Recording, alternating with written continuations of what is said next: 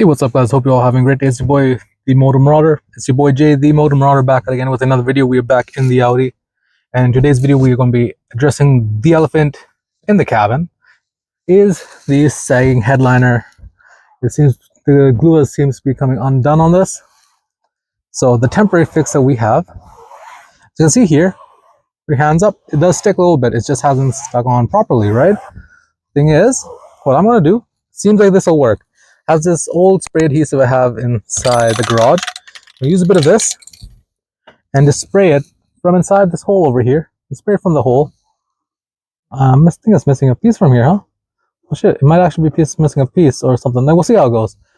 Like, spray it in here. Spray it as far as we can get it. Take a piece of cardboard. If you have a card, that's even better. Use that card. And we'll just spray it inside, then squeegee it basically all the way back. Just squeegee it all the way back and see if it works. From what I can tell right now with my hand, it does stick. It just doesn't stick enough, right? So this might not be that big of an issue. If this works, this is awesome. In the future, we plan on doing the headliner wrap and installing those Rolls-Royce Satar lights in here. Let's make it look a little more VIP, you know? So, you know? So we're going to use the headliner right now, and we'll see how this goes. I'm going to put you guys probably back. How do I do this with one hand? Did I do this with one hand? Actually, let's see. Make sure you guys have the doors open. This stuff, you should not inhale it. It's very bad for your health. Wear a mask as well. Wear PPE. Me, on the other hand, I'm not. I have eyeglasses. I'm going to just cover my mouth. So we'll just see how it goes. Give this a bit of a shake. This was a while back. He called as well. I never returned it, so it might be bad for my health more than I actually anticipate. So here we go. Give this stuff a bit of a shake. Just spray it all the way in. Spray this all the way in. Don't know where it's going. Better go somewhere. That should be more than enough. Oh, it smells. Smells bad. I just want to take the cardboard and just squeegee this all the way back. Better stick.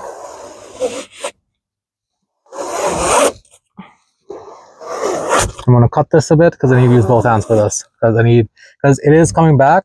So I need to cut this here and try and use both hands so it stays in place for a few minutes so it does adhere well. So I'll be right back.